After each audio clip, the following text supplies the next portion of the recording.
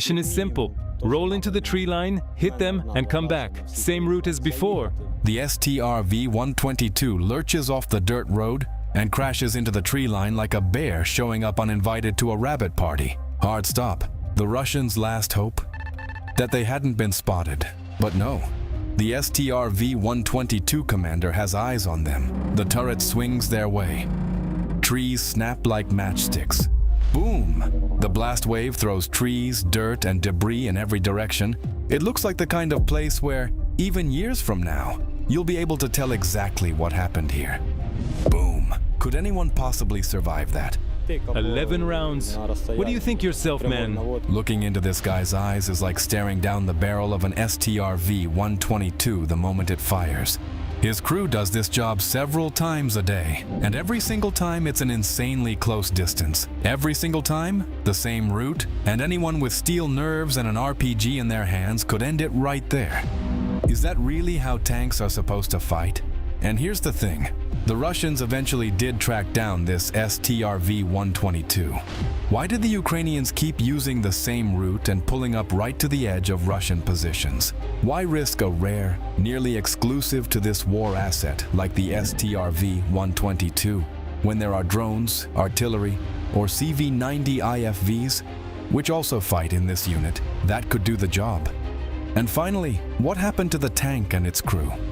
You're about to see all of it. Along the way, you'll also find out whether the Strv-122's weak spots are any different from those of the Leopard 2 it's built on. But before we get into it, please hit like and subscribe to our channel if you're enjoying this format. It genuinely helps us push the video out to more people. Thank you. So the story starts with the Strv-122 crew commander receiving an order to destroy yet another fortified Russian position. The tank's firing position is marked on the map. And get this, the distance to the enemy turns out to be just 250 meters. That's an anomaly, because that's a critically short distance. Even a bad shooter can hit a tank with an RPG at that range. Even an idiot with an assault rifle can put a burst toward the Strv-122 and take out its optics. But orders aren't up for debate. The Strv-122 commander's job is to figure out the approach route to the firing position and the withdrawal route after the mission is done. He could do that off a map, but instead, the tank commander decides to walk the route on foot first. And why would he do that? First, a map and UAV recon footage don't give you the full picture of actual ground conditions and small obstacles that can be fatal for a heavy vehicle. Second, it's critical for a tank to find a spot where it can see the target, but stay as hidden as possible behind terrain features. So a Russian ATGM can't reach it. That's why even a half-meter rise in the ground matters, because at 250 meters, you're well within direct line of sight. But the third reason is the most important. The enemy could have planted anti-tank mines on the likely approach routes. A foot reconnaissance lets you visually check the track for freshly turned soil and other signs. I personally scouted everything and picked the exact spot where the tank needed to be. This guy is a serious warrior. He didn't ask command why a tank specifically had to do this job. Because you don't question orders. But you and I aren't in the army. We're sitting on the couch. So after the fight, we'll find out why everything went down the way it did.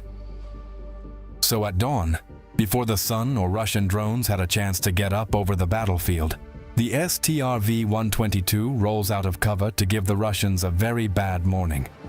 We're not revealing the exact location of the tank because fighting is still ongoing there. At first, everything goes smoothly. The tank covers the route quickly, rolls into position, and starts firing. After the fourth shot, the commander can tell the mission is done. The building where the Russians had dug in is destroyed. We did everything and came back, but after noon they told me we needed to do it again. Well, orders aren't up for debate. But there's no time to plan and scout a different route, and taking a different path carries almost a 100% chance of hitting a mine, because every field and road on the front line is littered with them. Taking the previous route turns out to be a few percentage points safer. And here's what happens next. The tank reaches the position again without incident, and fires another 4 rounds. That leaves 11 rounds still in reserve, because the upper ready rack of the Strv-122 holds 15 shells. But on the way back, the commander spots an enemy through his optics, hiding in a nearby tree line. The decision is made in an instant. The Strv-122 sharply changes direction and plunges into the unknown. What happened next? You already saw at the start of this video. And what comes after that? You're about to see right now. So the Strv-122 tears apart the enemy position and races back to base. But that engagement lasted several minutes, just long enough to cost the crew the safe distance they needed. Despite the Swedish tank's high speed, a drone catches up and hits it. The tank stops, and the next drone catches up right after. The Strv-122 has an emergency escape hatch in the hull floor, located directly under the loader's position. But the crew doesn't rush to bail out, because the engine is still running.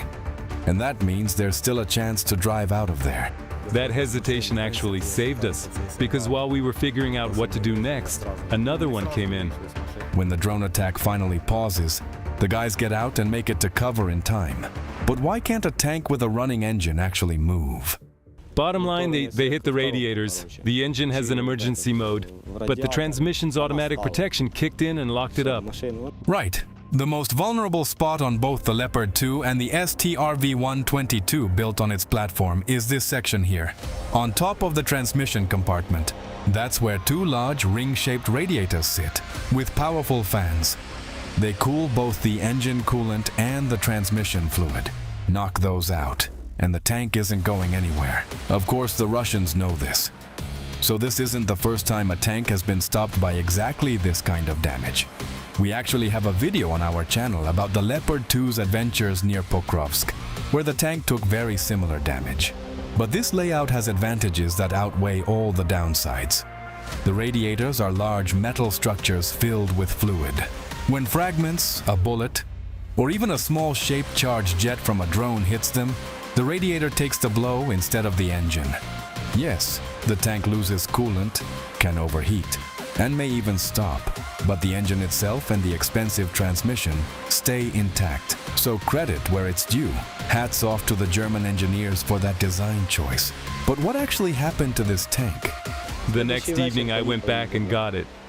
So let's take a look at how the Strv-122 came through the drone attack. Look, the external protection and metal grills took damage, but the armor itself is untouched. The crew handles the repairs themselves. New grills get welded on. Fresh contact 1 blocks get bolted up. The same ones Leopard 2s use in this war. The loader turns into a metalworker. A 19mm wrench is the main tool around here. The driver mechanic becomes a welder. The Strv-122 is a great tough piece of kit, but fiber optic FPVs are really hurting us. Still, we always find ways to cover our armor. So, including the radiator replacement, which takes at least 6 hours on its own, the full restoration of the Strv-122 took less than a day. We wish the crew luck on their next missions. But now it's time to answer the real question. Does it actually make sense to use tanks in close-range combat? Let's start with artillery, since it packs the same punch but operates from a safe distance. But it's not that simple. After the very first shot, the gun gets picked up almost immediately by Russian counter-battery radars and can draw return fire very fast. So artillery isn't risked on small targets. It's saved for big strikes. Maybe the CV-90 IFVs, which also fight in this unit, would be a better fit for this kind of task. Sure, the 40mm Bofors cannon can fire programmable rounds that airburst and shred infantry with tungsten pellets. But turning a fortified position into rubble? Neither those rounds nor anything else in the CV-90's arsenal can do that. You can see exactly why in our separate video on the Swedish IFV. It seems like the most versatile tool of this war remains the drone. But tanks do get used where drones can't get the job done, whether because of bad weather or Russian EW jamming. Radio interference often cuts Ukrainian drones off before they even get close to enemy positions. An EW system has zero effect on a tank, though. On top of that, most UAVs carry a small warhead. not enough to destroy a fortified position and get the people sitting inside bunkers or behind walls. A tank round is a different story entirely. It punches through cover and detonates inside. In a minute or two, a tank can put out a dozen shells and simply flatten a position, making it completely unusable. There's no way to achieve that effect with drones. From radio intercepts on their side, we heard that what they fear most is our tank fire. And that says it all. When you need to break the enemy's will to fight, you send in a tank. Just its appearance on the battlefield triggers panic. Direct fire demoralizes far more than drones ever could. You really don't want to find yourself under that kind of fire. And that's probably exactly why Ukrainian command decided to put the Strv-122 into the fight. Here's our takeaway. In many situations, a tank is more effective than any other tool available because it's a mobile, armored vehicle with a precise and powerful gun that can engage fast and reposition just as fast. But drop a comment and tell us what you think about this specific operation and about the future of tanks in general. Will we still see them in the next wars? The rules of the sky are about to be rewritten. Sweden is unleashing its ultimate shield, 16 Griffin fighters, armed with the lethal meteor missile, built to hunt and destroy targets kilometers away, backed by a massive $2.7 billion strategy. This isn't just another aid package, it is the beginning of the hunt. This historic move marks a massive shift. But why is Stockholm going all in? And what forced their generals to make such a monumental decision? Right now, you're about to discover how exactly the war in Ukraine has completely reshaped the Swedish military doctrine, and what truly lies behind this unprecedented aid. That's how the IRIS-T works, the system Sweden provided the missiles for. My stats are 99% of aerial targets hit. These specific missiles are part of the Swedish air shield. After all, Sweden isn't just handing over some outdated gear from the warehouses to the Ukrainians, like other countries often do, but the most modern weaponry, which is often the gold standard in its class. Why? Because only war determines everything, no matter what the engineers and generals might think. Sometimes everything gets turned upside down.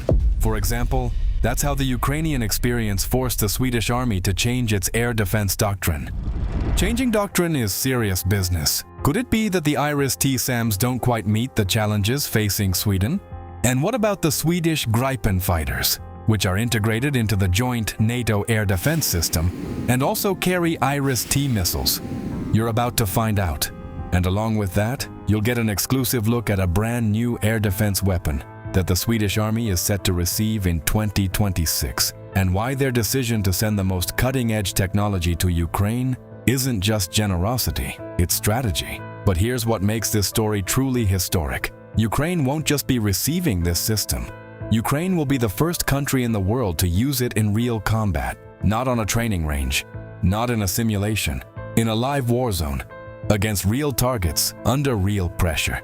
That's the kind of baptism by fire no engineer can replicate in a lab. And trust me, by the end of this video, you'll understand exactly why that matters. Not just for Ukraine, but for every NATO country watching from the sidelines. Analyst reports usually contain a lot of technical nuances, but we're interested in the main thing. What's wrong with the IRIS-T SAMs in Ukraine? So the first lesson of the war in Ukraine that the Swedish army learned is the necessity to protect not just military bases, but civilian infrastructure, cities, and energy hubs from mass drone and missile attacks. Can the IRIS-T handle these threats? Sort of. But the IRIS-T isn't a silver bullet or the main player here, because when a country gets hammered by cruise missiles escorted by 400 to 500 drones in a single go, like it happens in Ukraine, well, you can see for yourself. The thing is, there are so many drones coming in from different angles that the air defense needs to consist of hundreds of launchers. Considering the price of the IRIS-T SAMs, as well as the cost of their missiles, that's just not feasible. Just imagine, the price of an IRIS-T missile, depending on the range, starts at $450,000.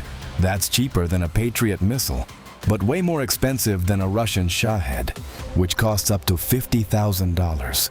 If your interceptor missile is pricier than the Shahed, you lose the war of attrition, even if you shoot down every single target, meaning your defeat is just a matter of time. Besides the price, there's another problem. The Iris-T missile works great against aircraft, helicopters, cruise missiles, targets with a strong heat signature. But the Shahed has a small engine, so a successful lock-on by the Iris-T's infrared seeker depends on the distance and weather conditions during the attack.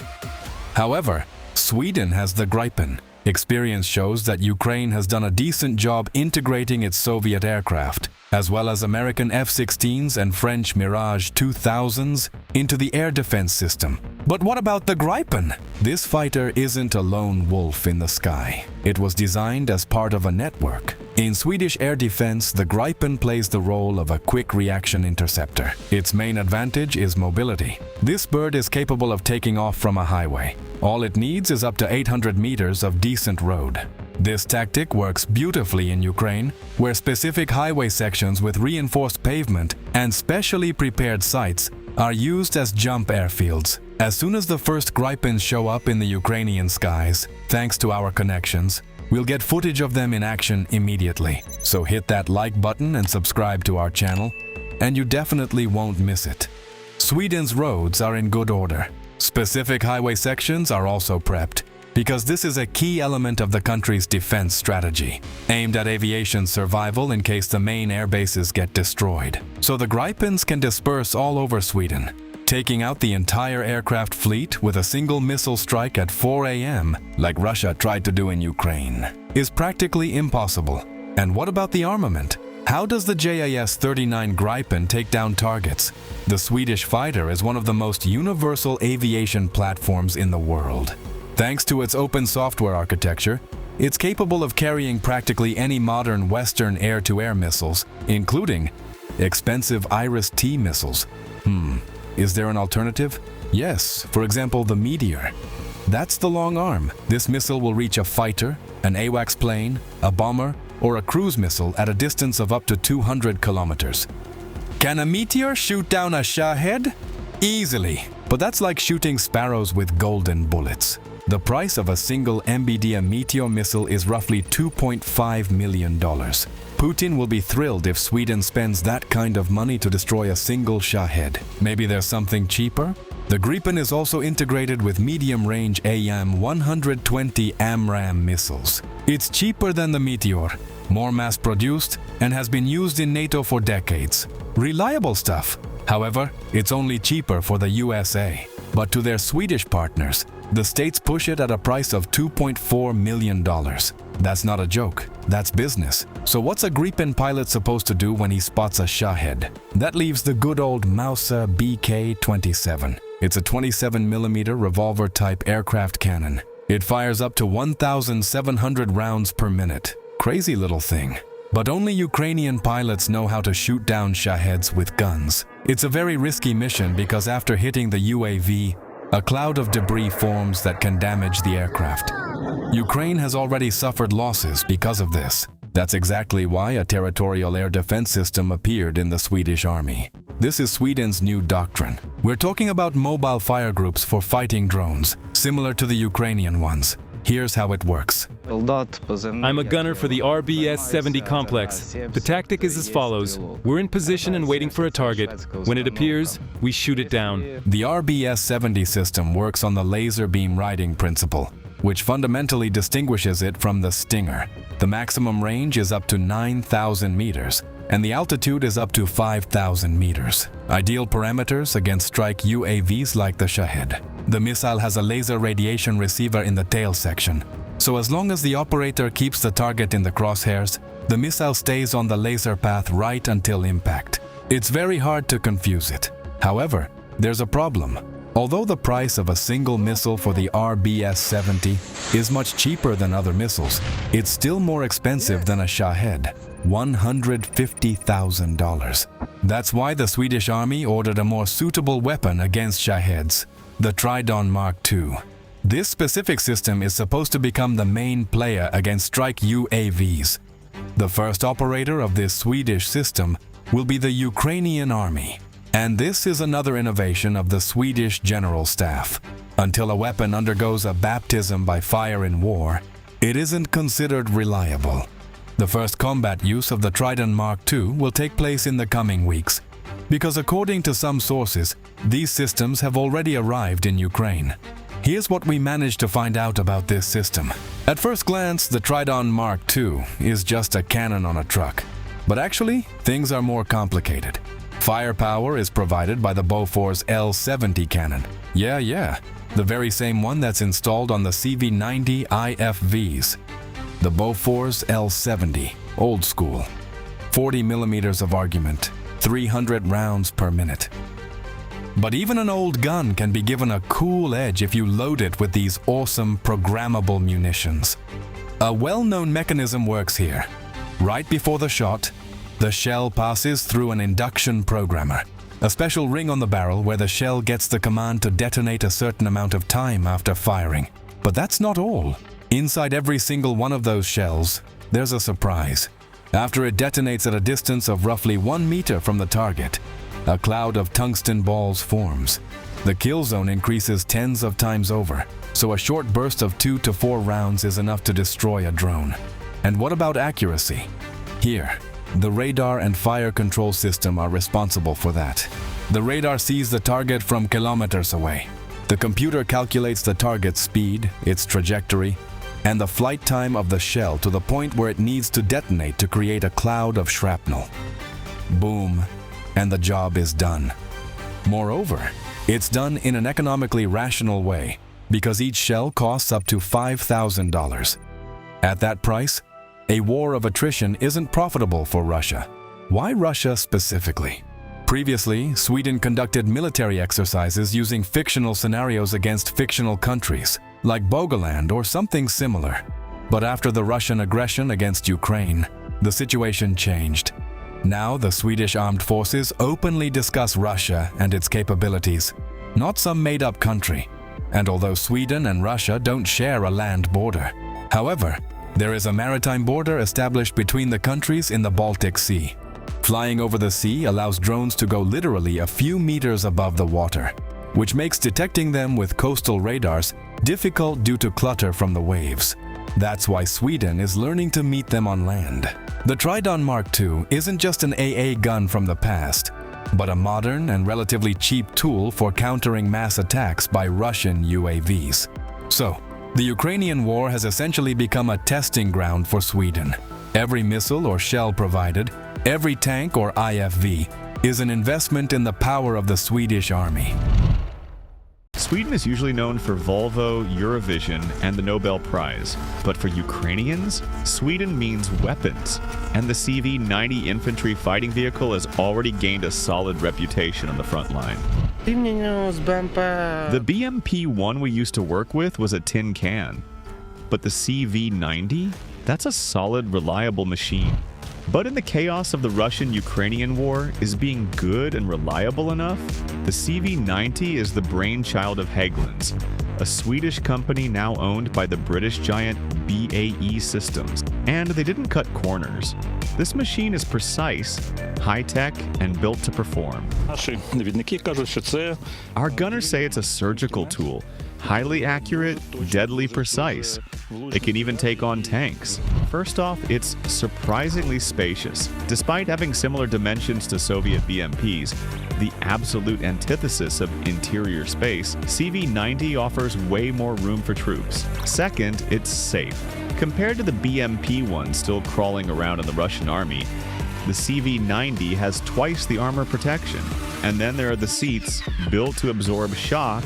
They reduce the impact of mine blasts or other explosions, something that can mean the difference between life and death. Another major safety feature is the Barracuda system, a high-tech camouflage net that drastically reduces the vehicle's visibility.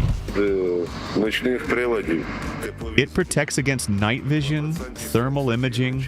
It makes the vehicle about 70% less visible than other machines. It hides the heat signature and even helps conceal it from the naked eye. And does this actually help in combat? Oh, absolutely. I'd say 70% of our survivability comes from this protection. So how do the enemy spot a CV90? They don't. It just looks like a wrecked, gray, burned-out vehicle. And that's just the beginning. The CV90's capabilities don't stop there. they only get better. With enemy drones swarming the battlefield, speed is everything in the Russian-Ukrainian war. A fast vehicle can complete its mission and get out before an FPV drone locks on or artillery zeroes in. And when it comes to speed, the CV90 has zero issues. With a top speed of 43 miles per hour, this thing is practically a Formula One car in military terms. Speaking of F1, its suspension is based on active damping technology, just like in high-performance race cars. Oh, and see this button? Support the channel's growth with a simple like. It has the best suspension. No Russian or Soviet model comes close to this adaptive suspension. It adjusts to the terrain, softens or stiffens as needed. In real life, this looks like this. This smooths out off-road travel, boosts speed, and improves mobility. The mobility is incredible. We pushed forward to enemy positions, hit nearly a meter of mud, dove in, powered through, and got the job done. So, sounds perfect, right? A dream machine? Not exactly. Sometimes an advantage can also be a drawback. Tracks, oil maintenance, road wheel replacement, that's all on the driver. But for real repairs, you need a specialized mechanic. Hit subscribe for more honest reports from the front lines. Despite all its perks, CV90 is a high-tech machine that needs specialists. And not every Ukrainian brigade has the tools or know-how to maintain something built with F1 technology. Running gear is the heart of any combat vehicle, and CV90's maintenance demands far more skill and tools than a Bradley or Marder. Of course, if you want simplicity, you can stick with Soviet-era armor, fix it with a crowbar and some creative swearing. But Ukraine's 1,500-kilometer front line means skilled personnel are just as critical as firepower. And there's another challenge looming: standardization. Sweden and Denmark operate different versions of the CV90, and Ukraine is getting both. That means extra logistics, extra parts, and extra headaches. It's basically two separate vehicles under the same name, with different components needed for each. But that's a problem for later. For now, Sweden's CV90s are ready to hit the battlefield. The Russian-Ukrainian war is one of the first serious tests for the CV90 in full-scale combat. As of now, multiple Ukrainian units are using these vehicles. Here, fighters from the 93rd Mechanized Brigade are perfecting their skills on the Swedish machine. And in this video from the 14th Mechanized Brigade, a tank and a CV90 move in close to enemy positions, delivering firepower before the infantry assault. Overall, the Swedish IFV is performing well in combat, which really annoys the Russians. They've been desperately hunting CV90s since summer because they can't take them out. They'd send two T90s just to deal with a single CV90. Early on, they kept mistaking them for tanks and intercepted communications. They'd fire two Grad rocket barrages, hit them with 120mm mortars, artillery, everything, just to stop one CV90. And yet, sometimes Russian efforts do pay off. In this footage, an enemy FPV drone hits a CV90 on the battlefield. But as you can see, the machine took the hit and the crew survived. Here's a closer look at what those impacts leave behind. Just yesterday, we got hit by an FPV. See the damage? And these are parts from whatever hit you, right? Yeah, looks like some DIY job, see? Even wood pieces. Every loss hurts Ukraine because there are only about 50 CV90s in the Ukrainian army, and that's one of this IFV's biggest issues in the war. There simply aren't enough of them to dominate the battlefield. Each CV90 is treated like a treasure, often kept in reserve while other vehicles take on more routine tasks. Which raises a big question. Is there a more practical IFV for Ukraine? Let's start with a battle-proven alternative, the Marder. The biggest advantage Marder has over CV90? Numbers. Ukraine has around 200 Marders, nearly 4 times as many as CV90s. Essentially, the Marder is from the previous generation compared to the CV90, so it falls behind in technology. Armed with a 20mm cannon, its firepower is weaker than the CV90's 40mm gun. It was originally designed as an anti-aircraft gun, so it can fire in bursts, single shots, 4-round bursts, 8-round bursts. It also has armor-piercing sub-caliber rounds, high-explosive fragmentation rounds, and tracers. The CV-90's modular armor is also superior to the Marder's. The same goes for its engine. Overall, the CV-90 outperforms the Cold War-era Marder in quality, but Germany sent far more Marders to Ukraine, which is a crucial advantage in full-scale war. And of course, no video about Ukrainian armored vehicles would be complete without mentioning Bradley. When comparing CV-90 versus Bradley, the Swedish IFV still comes out ahead. Better firepower, armor, and a more powerful, quieter engine. That stealth lets the CV-90 get dangerously close to enemy positions before striking. This is thanks to its quiet engine and SUSE rubber tracks, which are lighter, quieter, improve mobility, and offer better protection against explosions and fire. Up to 200 meters, it's practically silent. That means it can complete its primary task, getting the crew as close as possible without being detected. No engine noise, no infrared signature, no night vision detection. They dismount safely, and from there, they can open fire. Western stealthy vehicles are terrifying for Russian troops, who struggle to react when hit by surprise IFV raids. And of course, we can't skip comparing the CV-90 to the most common IFV of the Russian army, the BMP-2. The BMP-2 is one of the most frequently seen vehicles on the battlefield in Ukraine, but its thin armor has been a nightmare for its own crews. Even a basic RPG or small shrapnel can rip through the sides or roof. This is a vehicle more dangerous to its crew than to the enemy, but its strength lies in sheer numbers. Obviously, the CV-90 can wipe out multiple BMP-2s, but in the end, will quality really beat quantity? The Russians don't count losses in men or metal, and Ukraine refuses to play that game. That's exactly why CV-90 and similar IFVs should form the backbone of Ukraine's armored forces.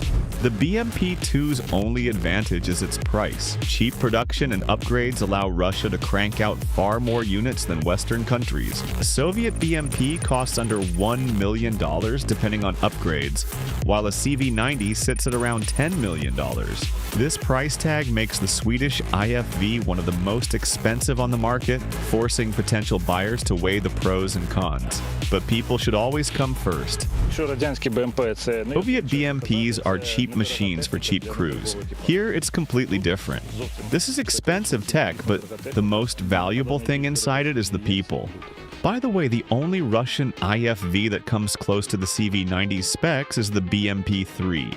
It packs a 100mm gun, but in every other aspect, the CV-90 is miles ahead.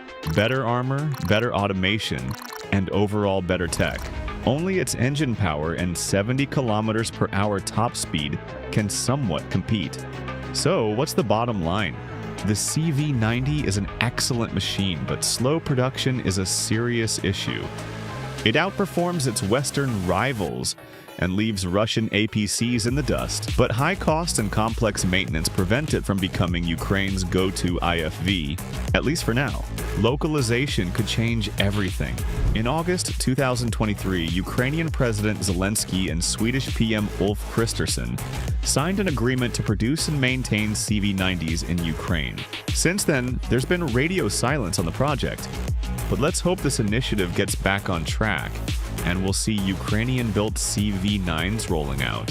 So, what do you think? Will the CV-90 become Ukraine's main IFV? Will it be replaced by another model? Or do you have a different prediction? Drop your thoughts in the comments. Most people think modern wars are decided by the best tank or the newest missile. We look at the headlines and we see Abrams, Leopards, and Atakams. But on the Ukrainian front, survival often comes down to something far less glamorous: the vehicle carrying the infantry into and out of contact.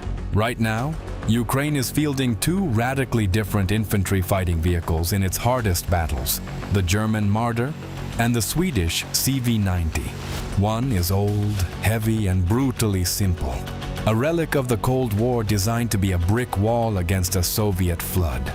The other is modern, quiet, a predator born in the frozen north. designed to kill without being seen. And the way these two machines perform in the mud, under fire, and in the pitch black of the Donbass night reveals something uncomfortable about what actually keeps soldiers alive. Over 140 German Marders and 50 Swedish CV-90s have been thrown into the crucible.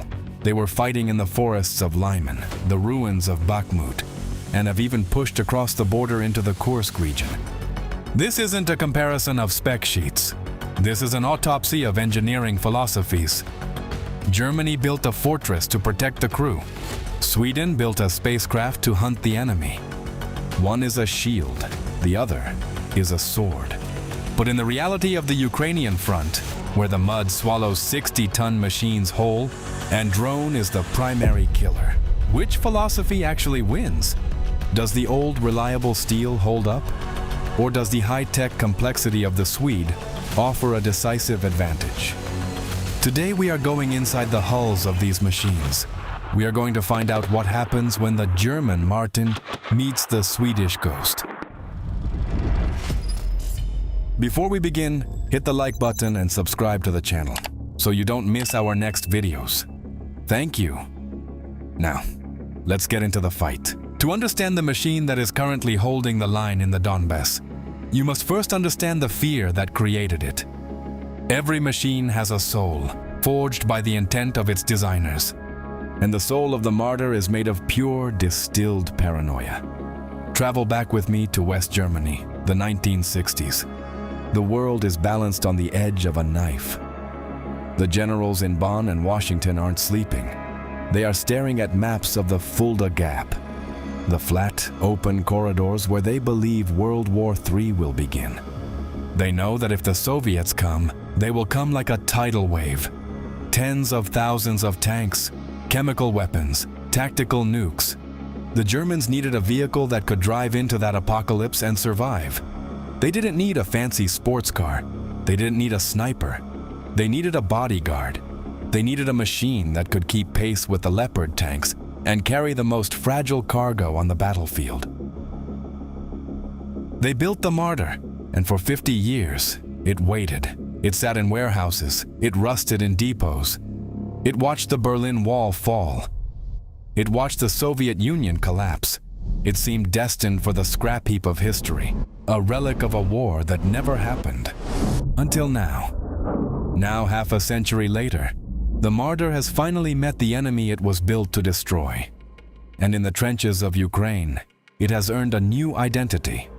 The Ukrainian soldiers do not call it by its tactical designation.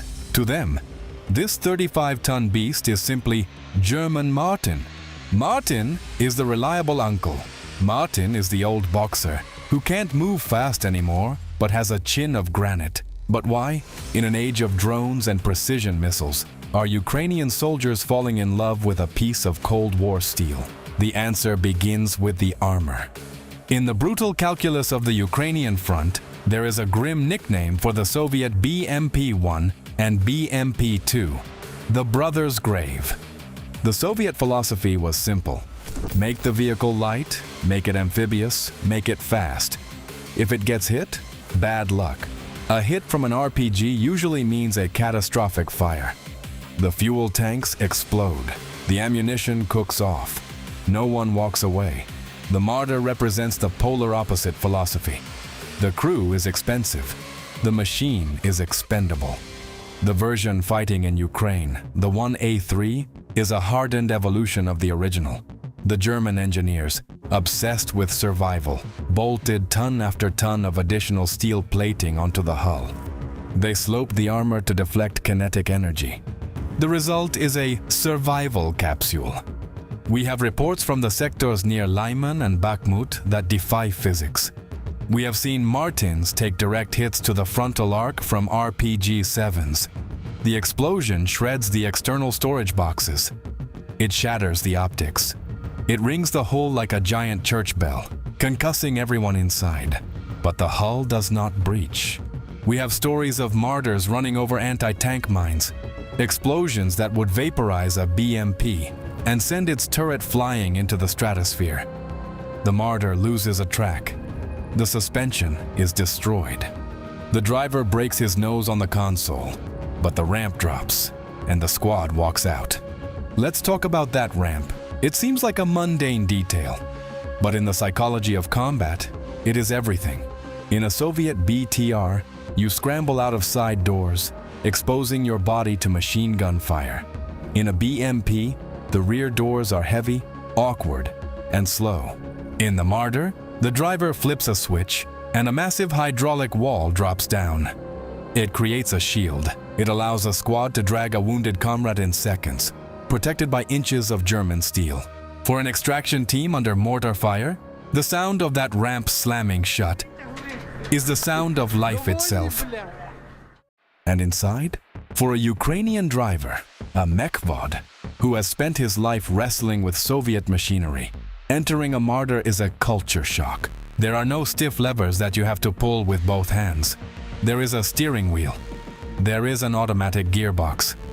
It sounds like luxury, but in war, comfort is a weapon.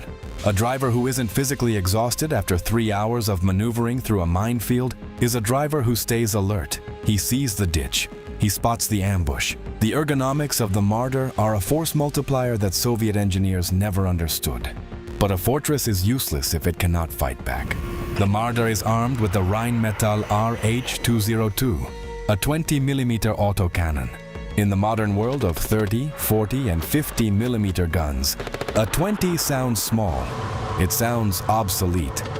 Critics look at the spec sheet and say it is undergunned. The Ukrainian gunners disagree. They have given the gun its own nickname, the lawnmower. The RH-202 does not kill with the size of its shell. It kills with the ferocity of its delivery. We are talking about a cyclic rate of fire between 800 and 1,000 rounds per minute. When a gunner presses the pedal, the Marder doesn't just shoot, it screams. It emits a continuous, terrifying buzz, a chainsaw made of lead. Imagine you are Russian infantry hiding in a dense tree line. A single shot from a tank might miss you, but the Marder doesn't fire single shots. It fires a cloud. It physically deconstructs the forest. It shears off branches as thick as a man's arm. It pulverizes brick walls into red dust. It strips away camouflage and cover in seconds. However, the age of the Martin shows in its eyes and its hands. The 1A3 lacks a modern stabilization system. In a modern tank, the gun stays locked on the target even if the vehicle is bouncing over craters. In the Marder, the gun is rigidly connected to the turret. If the vehicle hits a bump, the barrel hits a bump. This dictates the tactic. The Marder cannot dance. It cannot glide and shoot like a modern predator. It fights like an old brawler. It sprints to a position. Stop. Unleash a wall of fire. Move. It is brutal, jerky, and violent, but effective. But this story has a dark side. A flaw that keeps mechanics awake at night and commanders sweating in their command posts. The Marder is an old athlete carrying too much weight. When it was designed in the 1960s, it was lighter. But the 1A3 upgrade added armor, and then more armor, pushing the combat weight to 35 tons. Yet, deep inside the hull beats the same heart. A 600 horsepower diesel engine from the Cold War. It is underpowered. On a dry road, Martin can run. But in the mud, the Marder struggles. It lacks the raw power to drag its own belly through the swamp. And here, we encounter the most dramatic irony of German engineering. The Germans build things to be safe. They build systems to protect the machine from human error. The Marder's onboard computer monitors the engine constantly. It watches the temperature. It watches the fluid levels. If the engine overheats, or if the coolant level drops even slightly, the computer makes a decision. It decides to save the engine. It shuts it down. Let that sink in. You are in the gray zone. You are under fire. Tracers are flying past your periscope. You are stuck in a bog trying to reverse, and suddenly the engine dies. Not because it's broken, but because the computer thinks it's too hot. The electronics do not understand that you are in a war. They do not understand that a blown engine is better than a dead crew. They follow their programming. Protect the machine. Soldiers describe this moment with pure horror. It suffocates, they say. You cannot just turn the key and restart it. You have to wait. You have to let it cool. You are a 35-ton sitting duck. In these moments, the German fortress becomes a steel coffin. There have been specific engagements near Kremina, where Marders have bogged down, their engines cutting out in self-preservation. Who comes to save them? Usually, it is the American Bradley, lighter, more powerful, roaring through the mud to hook up a tow cable under fire and drag the heavy German veteran to safety. This is the tragedy of the Marder. It is a paradox of engineering. It is the most reliable shield against enemy fire, capable of saving you from a mine that would tear you apart. But it is a temperamental machine that might refuse to move when the ground gets too soft. It demands a specific kind of respect. You cannot bully the Marder. You have to know its limits. So what is the Marder 1A3? It is not a miracle weapon. It is not the future of warfare. It is an anvil. It is heavy, stubborn, and sometimes frustrating. But ask the infantryman shivering in the rain, watching the Russian artillery walk closer to his trench. Ask him what he wants to see rolling out of the mist. He doesn't want a microchip. He doesn't want a touchscreen. He wants the German Martin. He wants that thick, ugly, beautiful steel ramp to drop down and take him home. Now, let us cross the philosophical divide. We leave the heavy industrial noise of the German Marder and enter the realm of the Swedish CV-90. To the Ukrainian troops of the 21st Mechanized Brigade, who transitioned from rusted Soviet BMPs to this machine, the experience was shocking. They don't call it a tractor. They don't call it a taxi. They call it the spaceship. To understand this machine, you must understand where it comes from. Sweden is a land of silence, deep forests, thousands of frozen lakes, and winters that last for half the year. In the 1980s, Swedish engineers knew they would never match the Soviet Union in numbers. They could not build thousands of cheap tanks. They had to build a few perfect ones. They needed a vehicle that could fight in deep snow, where a T-72 would sink. They needed a vehicle that could disappear. The difference begins the moment you move. While the Marder rattles your teeth, and the Soviet BMP bruises your spine with every crater, the CV-90 glides. This is not a figure of speech. The suspension system utilizes active damping technology, engineering derived directly from Formula One racing. The vehicle reads the terrain. It swallows the bumps. Soldiers joke that you could drink a cup of coffee while crossing a plowed field at 60 kilometers per hour and you wouldn't spill a drop. But this smoothness is not for luxury. It is for lethality. Because the ride is smooth, the gun is stable.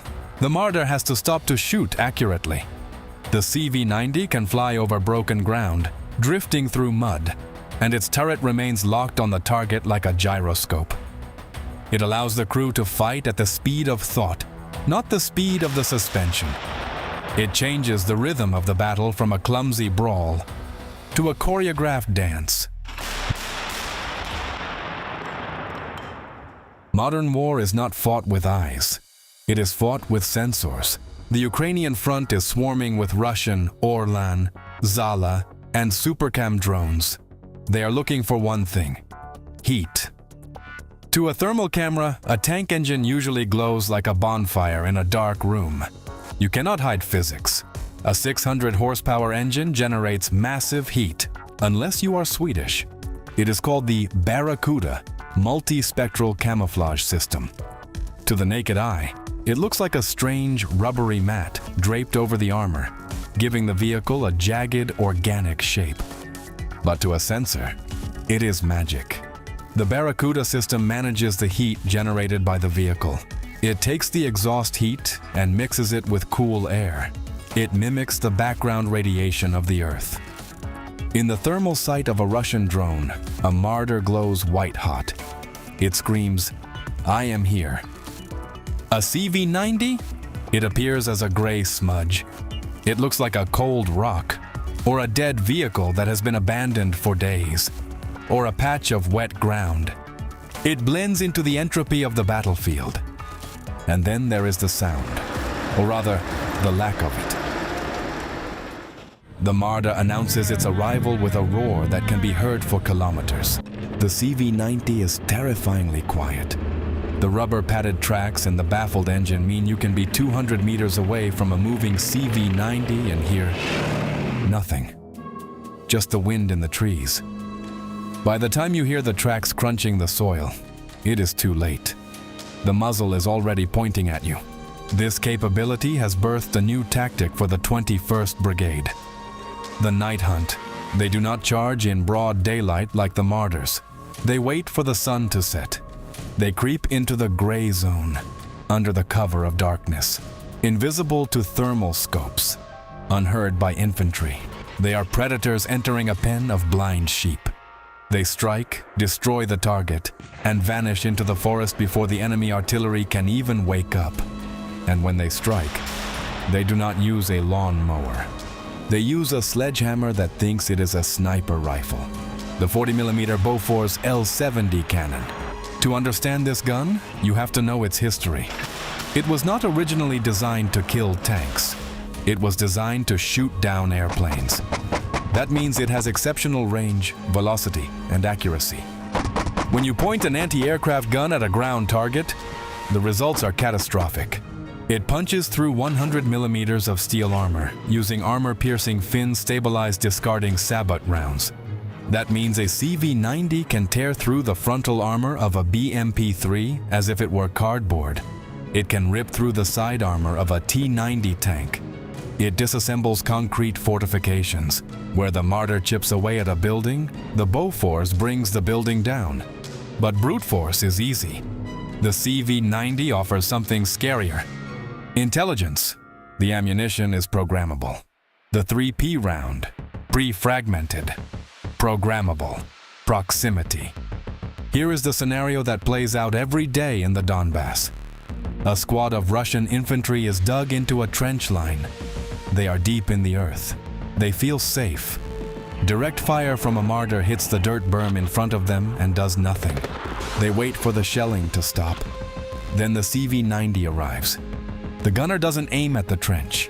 He aims above it. He presses a button on the laser rangefinder. The computer measures the exact distance to the meter, let's say 452 meters. As the shell leaves the barrel, an electronic coil at the muzzle writes a code into the shell's fuse in a fraction of a second. It tells the shell, "Do not explode on impact. Explode at 452 meters. The shell flies. It counts its own rotations, and it detonates in the air, exactly 2 meters above the heads of the soldiers. It rains thousands of tungsten pellets down into the trench. There is no cover. There is no hiding behind a wall. The CV-90 kills you in the one place you thought you were safe. But no machine is perfect. Even a masterpiece has a crack. For the CV-90, the flaw is a quirk of design that drives its crews to anxiety. The magazine. The mighty 40mm gun is hungry, but it is fed by a small carousel-style ready rack that holds only 24 shells. 24! The Marder has belts with hundreds of rounds. The Bradley has huge bins of ammo. The CV-90 has 24 shots. In the heat of battle, when the adrenaline is pumping, you can empty that magazine in seconds of rapid fire. And then, click, silence. The gun is empty. You are now a 30-ton paperweight in the middle of a firefight. This is where the high-tech dream meets the low-tech reality. To reload, the crew has to physically engage. They must unbuckle, grab heavy shells from the internal storage racks below their feet, and shove them into the magazine mechanism one by one. It is a slow, physical process. It breaks the rhythm of the battle. If you are swarmed by infantry, that pause, that 30 seconds of silence, can be fatal. This dictates the psychology of the gunner. In a Marder, you hold the trigger down, you suppress, you spray, you create a wall of noise. In a CV-90, you must be an accountant of death. You count every shot. 1, 2, 3. You cannot afford to miss. One miss is 4% of your ammunition gone. It requires a disciplined, cold-blooded crew. You cannot panic in a CV-90. If you panic, you run dry, and you die. There is one final danger to driving a CV-90 in Ukraine. It is the danger of being elite. The Russians know exactly what this machine is. They fear it. And because they fear it, they hunt it. If a Russian drone operator spots the distinctive shape of the Swedish vehicle, the sharp angles, the barracuda mats, the order is given to kill it at all costs. They will divert artillery from other sectors. They will launch a swarm of Lancet drones. They will send their best T-90 tanks to hunt down a single IFV.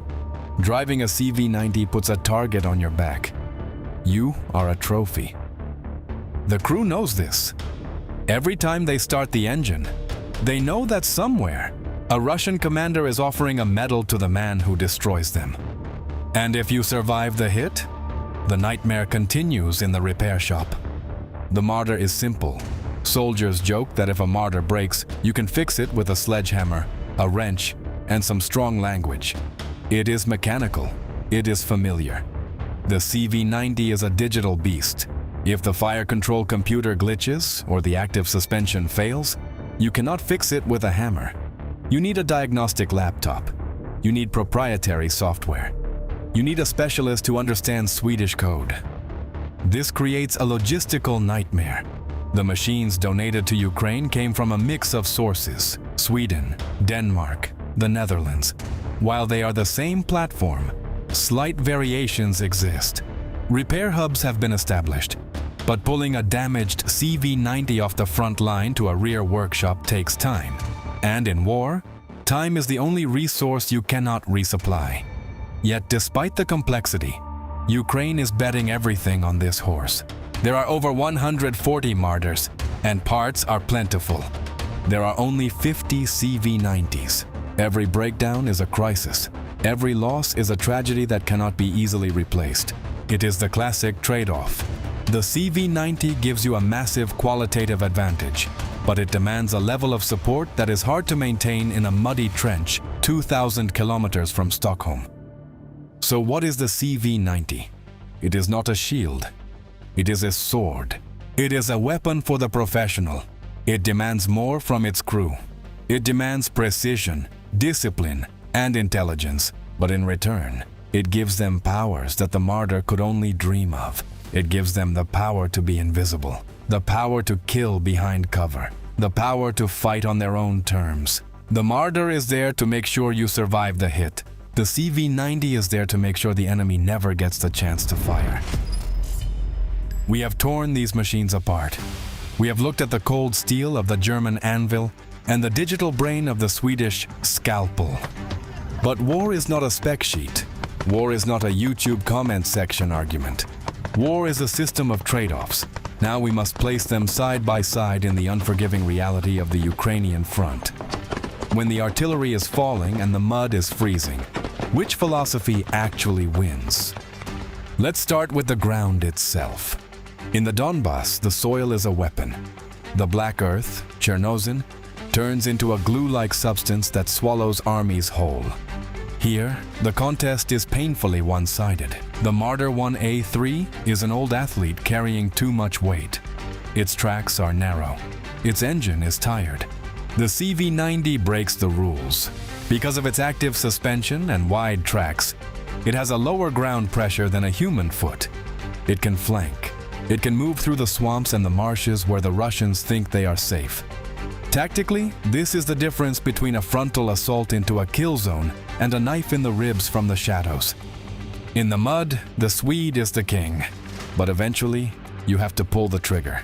Here, we see the divide between the 20th and 21st centuries. If you are a commander facing a meat wave, hundreds of Russian infantry charging across an open field, you want the Marder, you want the lawnmower, you want that 1,000 rounds per minute. You want to create a wall of noise and lead that forces every enemy soldier to bury his face in the dirt. The Marder is a weapon of panic. It breaks the enemy's will to advance. Amateurs talk about tactics. Professionals talk about logistics.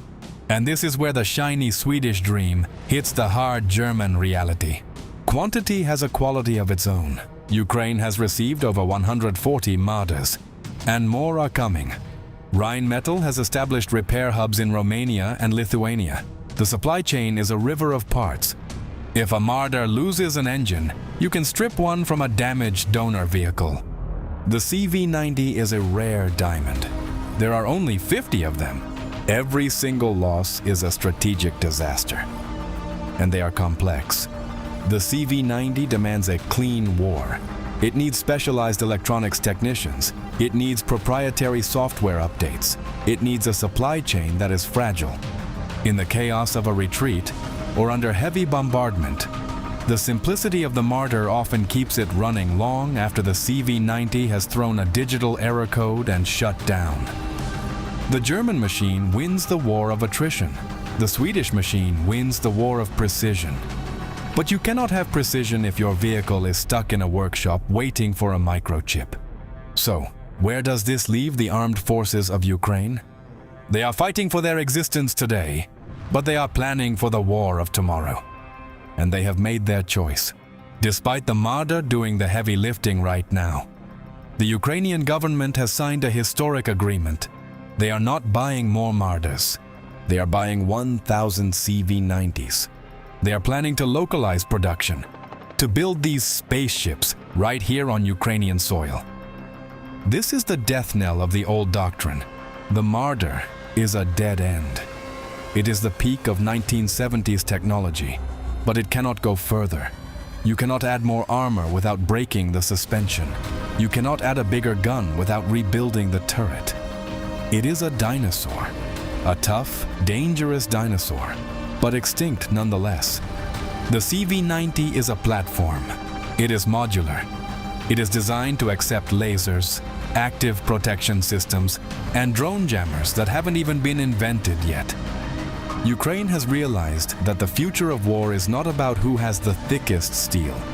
The strategic bet is on the Swede. The Marder is the shield that allows Ukraine to survive long enough to build the sword. But let us strip away the geopolitics. Let us strip away the factory contracts and the logistics hubs. Let us go back to the zero line, to the mud, to the men. I want you to imagine the choice. You are a squad leader. It is 3 a.m. It is freezing rain. You have wounded men. You need to get out, and you need to get out now. You pick up the radio. You call for extraction. Which vehicle do you pray is coming around the corner? If you choose the Marder, you are choosing the anvil. You know it might be slow. You know the engine might scream. But you know that if you take a hit, if an RPG slams into the side or a mine goes off under the track, that heavy German steel will hold. You choose the Marder because you want to survive the hit. You trust the weight. You trust the armor. It is the choice of the man who expects to get shot. If you choose the CV-90, you are choosing the ghost. You are betting that you won't get hit at all. You are trusting the invisibility cloak. You are trusting the silent engine. You are trusting that the 40mm gun will kill the ambushers before they can pull the trigger. You trust the tech. You trust the speed. It is the choice of the hunter. In the end, these two machines are brothers in arms, separated by a generation of history. The Marder is the final glorious echo of the Cold War. It was built to stop the Soviet Union, and 50 years late, it is finally doing exactly that. It is dying on the hills it was meant to defend, shielding democracy with its rusted iron body. It is a hero that arrived late to the party, but just in time to save the house. The CV-90 is the first chapter of the new world. It is the prototype of the wars to come. It is proving that intelligence can defeat brute force. War never changes, but the machines we use to fight it do. And for the infantrymen in Ukraine, it doesn't matter if the machine is German or Swedish. It doesn't matter if it has a steering wheel or a joystick. So, I leave the final question to you. You are the commander. You have the budget. You have the lives of your men in your hands. Do you buy the fortress that can take the beating? Or do you buy the ghost that strikes from the dark? Tell us your choice in the comments below. Stay safe. We are continuing to double down on this deep dive format because honestly, The response to our last video was incredible. I want to take a second to say thank you. We took all of that feedback you gave us. So if you enjoyed this level of detail, do us a massive favor. Hit the like button. It sounds small, but it helps the algorithm find other people who care about this stuff as much as we do. We're used to most high-end weapons coming from the US, but there's one area where even America falls behind. Not to China, Britain, or Russia, but Sweden. We're talking about self-propelled howitzers, and not just any howitzer, one of the best wheeled artillery systems in the world. Now, it's proving its worth on the battlefield in Ukraine. This is one of the best self-propelled artillery pieces out there. Yeah, baby, yeah! So what makes Sweden's creation stand out, and how is it performing on the front lines? Archer didn't have the smoothest ride to the battlefield. It all kicked off in 1995, but things moved at a Swedish pace, steady and measured. After a few years of tinkering, it wasn't until 2003 that Sweden's Defense Procurement Agency finally shook hands with Bofors to develop 2 prototypes. Fast forward to 2023, and Sweden has 48 Archers, 24 in action, and another 24 chilling in storage, waiting for a one-way ticket to Norway. But fate had other plans. Instead of heading north, 8 of them were sent to Ukraine, where this beast finally got to do what it was born for. It is one of 8 Archer systems delivered to Ukraine by Sweden, and it has finally arrived for the first real battle test in the harsh conditions of eastern Ukraine. So what makes this howitzer so unique? First off, Archer is the undisputed king of rapid deployment. In just 30 seconds, we set up, fire, and in another 30 seconds, we're packed up and moving again. Imagine a 30-ton machine that can stop anywhere, fire off rounds, and be gone in under a minute. A nightmare for the enemy. Catch me if you can. Second, it's all about automation. Archer was designed to be the world's first fully automated artillery system. The crew is only involved in reloading. Once we load up the rounds, we head out and the machine does everything else by itself. We don't step out. While moving, we get targeting data. As we approach the firing position, we input the target, and within 10 seconds of arrival, we deploy. Another 5 seconds to adjust, and we're ready to fire. At this rate, the next-gen Archer might not even need people, except for refueling. And third, the crew stays safe inside the armored cab, even in the heat of battle. The crew never has to leave the armored cabin. The shells are preloaded into a magazine, just like bullets in a rifle. On top of that, sometimes you need to hit a target instantly before the enemy can react. That's where Archer shines. Archer isn't just fast, it's smart. It has a built-in function that lets it fire 4 shells along different trajectories, but they all hit the target at the exact same moment. With this software, we can program it so all 4 rounds fly different paths but land at the same time. That kind of precision puts Archer ahead of most self-propelled howitzers in the world. It's setting the standard for modern artillery. Its predecessor? The legendary Paladin. These 2 machines serve different roles, but they have some similarities, like crew safety. Paladin's armor keeps its crew protected from incoming fire, and the M109 is well known for being one of the most comfortable artillery systems, with heating and air conditioning inside for long missions. But in the end, they're built for different tasks. Paladin is all about raw firepower, while Archer is a surgical tool for precision strikes. There were days we barely had time to reload before going right back into action. What's the most you fired in a day? My personal record? 192 rounds. Another big difference, the Paladin is tracked, while Archer runs on wheels. That changes how they're used in combat. And here's a twist, Archer might soon replace the M109 in the US Army. What? For years, the Army has been looking for a replacement for the M109, which has been in service since 1963. Their last attempt, the XM1299 from the Urka project, didn't work out. So they started searching for ready-made alternatives. Now, Archer, a howitzer nobody was paying attention to just a few years ago, is suddenly a top contender, the ultimate underdog story. And unlike the competition, it has a real combat experience. That's gotta be worth a like, right? But even Archer has run into some challenges in Ukraine. And it's not about the machine itself, it's about the people. Training to operate it is seriously tough. We trained in Sweden for 2 months. No days off. It was intense, but we had great instructors and translators. We got lucky with the team. О 7 годині ранку сніданок. Wake up at 6 a.m., breakfast at 7, then training, camouflage, driving, firing, maintenance. What they taught us in a month and a half normally takes 6 to 10 months. On the one hand, this means Ukraine now has some highly trained artillery crews, but on the other hand, there aren't many of them. If even one team is down due to illness or reassignment, it can affect missions. The same goes for maintenance. The fewer people who know how to service Archer, the harder it is to keep it operational. But the long-term upkeep is still a question mark. Специфічна машина. It's a tricky system. You have to understand it. You can't just... Before the gun commander could finish, a new target came in, and it had to be something big, because Archer has been firing less due to ammunition shortages. Since its specialty is taking out enemy artillery, this target was definitely worth the shot. Скажіть, ситуація з снарядами. So, how bad is the ammo situation? It's critical. There aren't enough shells. And if Western aid continues at this pace, how much longer can Archer stay in action? There's plenty of work for Archer, but in terms of firing, we're running low. So you're firing less? Yeah, we're prioritizing only the most important targets now.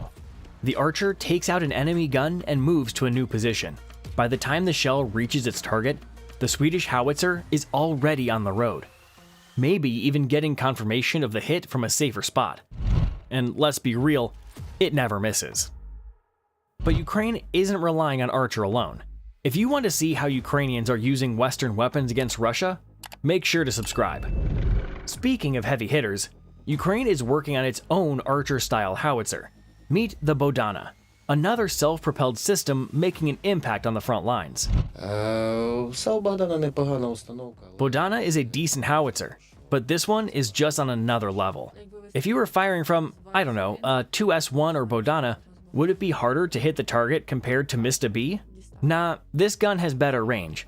Depending on the type of shell, it shoots farther. When it comes to range, Archer has the advantage. It fires about 6 miles farther than Bodana, which makes a big difference in artillery duels. And accuracy, that's where Archer truly shines. We've called Archer a surgical tool, while Bodana is more like a sledgehammer. Usually, it hits the target with the second shot. The first one can be slightly off if the barrel isn't warmed up, but once it is, the gun fires consistently and accurately. But here's where Bodana has the edge: production numbers. Sweden only built 48 Archers, while Ukraine is now rolling out 20 Bodanas per month. That's a huge advantage in a war where Ukraine needs firepower across an extended front line. It's great to see our country finally producing weapons at this level. This gives us what we need to fight properly. Chances are, these two howitzers are working side by side in Ukraine's 45th Artillery Brigade, where the Archers were deployed. This brigade has come a long way since 2022. Before Archer, the 45th was the only brigade operating the massive 2S7 Peon, a 203mm monster with a range of 29 miles. Один снаряд приблизно 110 кг. Each shell weighs around 240 pounds. Cluster shells are slightly lighter. Now, Archer is taking over the same counter-battery role. Цілі всі виявляються за допомогою. Our job is counter-battery fire. We locate enemy artillery positions using drones, then take them out. Outdated equipment and ammo shortages forced the 45th to modernize. And now Archer is handling the brigade's toughest missions. I think they're not particularly happy about it. So, what can Russia throw at Archer? Their Peon, or the Mista S, Russia's most common self-propelled howitzer. These two have faced off many times in Donbas, but it's never been a fair fight. Якщо взяти танк Т-70... Take a T-72 tank, slap a big gun on it, and you get this: Russia's self-propelled howitzer. Its maximum range is just 15.5 miles, not even close to Archer's, making Mista an easy target. Take this May 2024 encounter. It was Mista's last ride. And here's another perfect Archer target: 3 Soviet-era D-20 howitzers lined up like bowling pins. A job for Archer's automated fire control system: 3 shells, 3 direct hits. A few minutes later, Russia's losses just went up again. Once Archer has its sights on a target, the hit probability is nearly 100%. So, what do we take away from this? Archer outperforms most self-propelled howitzers in range, speed, mobility, and automation. It's easily one of the best, if not the best, artillery pieces in the world. Its only weakness? Production numbers. With just 48 in existence, Archer isn't ready to become a global artillery powerhouse, but we'll be watching its future closely, and making more videos about it, of course. Now, what do you think? Which howitzer could surpass Archer in the future? Mista? Bodana? Maybe the German RCH-155, which we'll be covering in an upcoming video. Drop your pick in the comments. Get ready to see how Sweden's all-terrain Moose saves lives where other vehicles get stuck, how its armored brother, the CV-90, shreds enemies with the legendary 40mm Bofors cannon, and even shoots down Shaheds. We'll also reveal the secret of the tongue-twisting anti-tank gun that needs a rifle, just to aim. And for dessert, the artillery supercar Archer in real action. Enjoy. What does a Moose have in common with the Cold War? This is the Swedish tracked vehicle Bandvagn 206, but among Ukrainian soldiers, it's simply called the Moose. It was created back in the Cold War years to move troops across the Alps. But how did it end up in Ukraine? And what can it actually do on the front line? In the rear, the Moose looks like this, but on the front line, it transforms into something completely different. So, what else can this Swedish machine do? And why is its name definitely not Labubu? The Bandvagn 206 has been adapted in Ukraine in some creative ways, fitted with electronic warfare modules, even a grille and rubber skirts along the lower hull to make drones detonate before reaching the main body. But sometimes that's not enough. It's not armored at all, and that's a minus. What it lacks in armor, it makes up for in mobility. With all 4 rubber tracks engaged, the Moose literally pulls and pushes itself forward. It doesn't bog down in mud, snow, or water, places where even an armored personnel carrier would stall. Each Bandvagn is like Ariadne's thread, linking Ukraine's trench labyrinths to the rear and the field hospitals. Now imagine being a wounded soldier and seeing this little iron locomotive coming through shell fire to drag you to safety. And yes, when needed, it can even be armed. If necessary, a turret with a Dashka or a Browning can be mounted here. But when it comes to real combat, the Moose is not the first choice. That's when you call in its Swedish cousin, the Stridsfordon 90, better known as the CV-90. Check this out. Here, a Russian FPV drone armed with a shaped charge is chasing a CV-90. This Swedish beast is tough, but even it can't always dodge drones. Watch what happened near Kursk. Against fiber optic guided drones, escape is nearly impossible. A shaped charge slammed into the CV-90. The crew fought to save the machine. They barely made it, but everyone survived. And that's the key. The CV-90 completed its mission by saving lives. One Ukrainian soldier remembers. This very vehicle has taken multiple hits from Lancets and shaped charges. Once near Kursk, we got hit by 5 FPVs with shaped charges. They gave us hell, big time. Comms went down and we barely made it out. Luckily, we managed to drop off the troops. Otherwise, we'd be bringing back hamburger meat. There are already multiple videos on this channel where Ukrainian crews talk about their CV-90 experience. Generals from NATO countries are watching those lessons closely. So today, let's show you something different. Because while the CV-90 can save lives, its main mission is killing. Look at this. These are crowbars for the Swedish IFV. That's right, Godiva grade rounds. Smash that like button if they remind you of chocolate bars. But these aren't hot dogs for a 25mm Bushmaster. These are armor-piercing rounds for the legendary 40mm Bofors L70 cannon, spitting them out at nearly 5 rounds per second. First impression? I've got an erection. Looks like this guy is some big military boss. And you know how it goes. When the boss is in a good mood, everyone under him feels better too. And this is a poet's dream. These beauties fly out to 11.5 kilometers. You can fire them from closed or semi-closed positions. Indirect fire support. Sure, it's not a standard role for the CV-90. Acting as a wannabe self-propelled howitzer isn't ideal. Range is short, accuracy is lower. But in modern war, with drones buzzing above like starving piranhas, every extra trick is welcome. That's the thing about the Bofors L/70. It's turned the CV-90 into a high-tech sniper robot, spotting on its own, aiming on its own, feeding rounds on its own, and firing fast. And if you're wondering, can this beast SWAT drones too? Hell yes, my friend. It's already been done. Rare footage shows the Bofors shredding Shahed/Jiran suicide drones at altitudes up to 5 kilometers. That's no accident. This was actually the Bofors' original career path back in the 1950s, when it entered service as an anti-aircraft cannon. In 2023, Lithuania donated 36 L-70AA guns with ammo to Ukraine. Now these same Bofors are back in business, guarding Ukraine's skies. We couldn't grab interviews with those AA crews. Didn't want to distract them from, keeping drones out of the sky. But we'll try next time. Hit subscribe and like this video so you don't miss it when we do. Your sub also motivates us to keep producing these frontline stories. Thanks for staying with us. And now, check this out. Recognize this thing? Looks a little clumsy, right?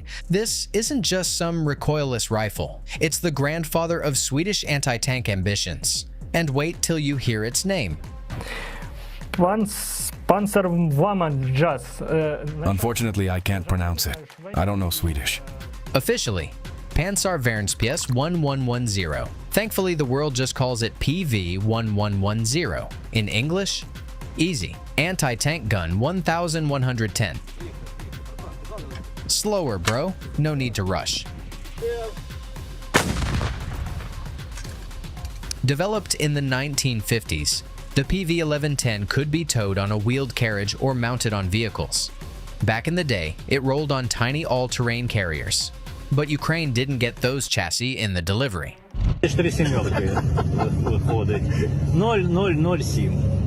Maybe someone on the Ukrainian side just skipped the chassis because the name was too hard to type into the contract. Nevertheless, it shoots. The PV-1110 is a specialized tank killer. Fires only heat-shaped charge rounds, which can punch up to 800 millimeters of armor, depending on the type. Effective range, up to 900 meters. Max range, 4.5 kilometers. But here's a fun little secret most people miss in the videos. See that on top of the barrel? At first I didn't understand what it was for. Turns out it's a Ljungman rifle, 7.62 caliber. Exactly. It's the Swedish semi-auto AGM 42 Ljungman, but here it goes by another name. Why is it bolted onto an anti-tank gun? 333. The tracers fired from that Ljungman rifle help crews zero in their aim before wasting precious HEAT rounds. Smart, right? Even though the PV-1110 still sits in some Swedish airborne tank and infantry units, and even in a few Baltic armies, it's no longer in serial production. But hey, Sweden is still the undisputed champion of anti-tank weaponry. This is the Carl Gustaf recoilless rifle. Finally, thank you, Carl, whoever you were. At first glance, the Carl Gustaf looks simple. Just a 1 meter long tube, weighing a little over 10 kilograms. Caliber 84 millimeters. Here's a tandem charge round. This smaller section defeats the reactive armor, and the main charge punches through the tank's base armor. That's the strength of the Gustaf. Versatility. Some rounds penetrate over 400 millimeters of armor. Others burst into dozens of lethal fragments, mowing down infantry. Still others lay down smoke to cover your movements. And of course, incendiary rounds. Well, you know what those are for. But here's the coolest feature. One important feature of the Carl Gustaf is that it's rifled, so it's very accurate. If you're firing at a stationary target from 600 to 700 meters, you can be very precise. Sure, the versions supplied to Ukraine are older. No fancy electronics, no thermal scopes. But in skilled hands, this simple tube can ruin the day of any armored monster. It's best to operate it as a two-man team because it's awkward for one. While one holds it, the other reloads from the back. Way easier in combat. But when it comes to storming enemy trenches, the coolest duos work a bit differently. I always start an assault with an AT-4 shot at the enemy position. Unlike reusable launchers, the AT-4 is single-use. You fire it once, then toss the empty tube. That makes it light and simple. No need to reload under fire. Just shoot, ditch, and keep moving. Even older soldiers love it because it's light and handy. The single-use Swedish AT-4 comes in several versions. The lightest with a heat warhead weighs 7 kilograms. The heaviest with a standard HE frag anti-structure warhead weighs almost 9 kilograms. The AT-4 even has a built-in sight. Nothing fancy, no high-tech. So why are Swedes so good at this? Because Sweden trained for decades to repel a Soviet invasion. They prepared to hit armor from different ranges and positions. From trenches, from vehicles, even through house windows. Now, this Cold War weapon is helping Ukraine. And if the AT-4 is the noob's classic, fire and pray you hit, the NLAW is the pro's weapon. If AT-4 is a rock, then NLAW is a guided arrow. At first glance, NLAW looks bulky. But no. It's pure Swedish engineering malice aimed straight at Russian tanks. Imagine this.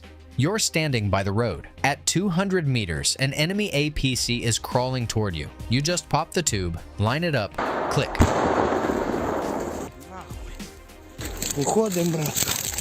The rocket remembers where the target is heading. From that moment, it doesn't care. You can already run for cover and sip tea. Same trick works on tanks. Lock, fire, move. But here's the real secret. There are two levers, type of attack and distance to the target. Flip it to overfly top attack, and it's like stabbing a tank in the heart. The crew never even knows where it came from, because the warhead detonates above the turret. Need to smash a bunker or lighter target instead? Switch to direct attack. The NLAW becomes a straight hammer of fate. At the 20-meter setting, the missile detonates between 20 and 100 meters. At the 100-meter setting, it detonates from 100 meters and further. NLAW proved itself in Ukraine, both in cities and out in open fields. It showed the world that even a small tube in the hands of a brave soldier can stop a steel beast worth millions. Try to break our line with 18 tanks. Only 3 archers stop this colony. If you ask any Ukrainian fighter which Swedish brand deserves the top podium spot, the answer is clear: Archer. And no, it's not just because the name is easier to pronounce than Panzervernspies. Yes, it's one of the best self-propelled artillery systems. The Archer isn't just a gun on wheels. It's an artillery supercar built for 21st century war. Okay, destroy it. Next one, fire, fire, fire. The Swedes took a powerful 155mm Bofors F8-77 gun and mounted it on a Volvo A30 all-terrain truck. The result? A machine that looks like it rolled straight out of a sci-fi movie, but one capable of flipping the script on the battlefield. Of course, only if the crew are true professionals. Our artillery cannons are Matilda, Alice, Amanda, Hugo, Ulf, Joel, and Andre. All these names are our tribute to the instructors who taught us. Range: standard shells, 30 kilometers, base bleed shells, 40 kilometers. Excalibur precision rounds, up to 60 kilometers with circular error of just a few meters. And all this with just a 3-man crew that doesn't even touch the shells during firing. The fully automatic loading system does the heavy lifting. Glory to Sweden. Really glory to Sweden. But Archer isn't the only Swedish weapon worthy of respect from Ukrainian soldiers, or attention from you. Thanks for staying with us. Tell us in the comments, would you like a full video about another Swedish system? For example, the RBS-70, a name so simple even your buddy who failed Swedish class can say it. Or maybe you've got another suggestion. Drop it below. The Swedish embassy in Ukraine just confirmed a massive transfer. 26 additional Archer systems have been handed over to the Ukrainian armed forces, likely part of Sweden's 20th military aid package. This isn't just a top-up, it's a game changer. We aren't just talking about a specialized experimental squad of 8 anymore. Ukraine is building a full-scale Archer fleet. But this sudden influx of hardware makes the critical questions in this video even more urgent. With the fleet tripling in size, the logistics and maintenance challenge just got 3 times harder. So let's find out if this spaceship is actually ready to handle the workload. For the last 30 years, Western military doctrine has been built on a seductive promise. The promise was that technology would replace mass. We were told that one smart bomb is worth 1,000 dumb shells. We were told that comfort keeps crews alive, that computers eliminate human error, and that the future of war looks like a clean, precise laboratory. We were wrong. When the Russians crossed the border in 2022, they didn't bring a laboratory. They brought a meat grinder. They brought mud that swallows tanks whole. And into this hellscape, NATO poured its most advanced, expensive, and complex machines, the fully automated, climate-controlled digital marvels designed to fight a theoretical war that no longer exists. But after 4 years of the most brutal combat in modern history, we have to ask the uncomfortable question: did we over-engineer ourselves into a corner? Is a multi-million-dollar robot actually better than a rusted iron cannon that just works? Today, we are stripping away the marketing hype to rigorously analyze the 2 most advanced artillery systems on the planet, the German PZH-2000 and the Swedish Archer. We are going to find out if superior technology is actually the answer, or if it is a trap. Hit like and subscribe to support the channel. Thanks. We are used to the heavy hitters of the free world coming from the usual suspects. When we talk about raw firepower, we look to the industrial might of the United States. When we talk about precision engineering, we look to Germany. When we talk about sheer volume, we look to the legacy of the Soviet Union. But there is one weapon system currently operating in the Donbass that defies all the stereotypes. It comes from a nation that hasn't fought a war in over 200 years. A nation we associate with flat-pack furniture, safety-conscious family cars, and aggressive neutrality. Sweden. We are talking about the Archer. If you look at the glossy brochures, this isn't just a howitzer. It is a spaceship on wheels. It is the fastest, most automated, most futuristic artillery system on the face of the Earth. It was promised to be the sniper of artillery, a machine so advanced it would make the American Paladin look like a musket from the Civil War. But war has a way of taking beautiful theories and dragging them through the mud, literally. Because right now, in the forests of eastern Ukraine, the best artillery system in the world is facing a crisis that no one talked about in the press releases. It is a crisis of fragility. A crisis where a simple engine failure turns a multi-million-dollar robot into a useless brick. We are going to look at how 8 Swedish Archers went to war, how they stopped a tank assault that should have been impossible to stop, and why, shockingly, only a fraction of them are actually able to fight today. Is the Archer the future of warfare? Or is it a technological dead end that can't handle the grit of a real fight? Let's find out. To understand the Archer, you have to understand the paranoia of the Cold War. For decades, Sweden sat in a terrifying geographical position. They were neutral, yes, but they were also the speed bump between the Soviet Union and the North Atlantic. They knew that if the Red Army ever decided to move, they would come with thousands of tanks, waves of infantry, and a storm of artillery that would black out the sun.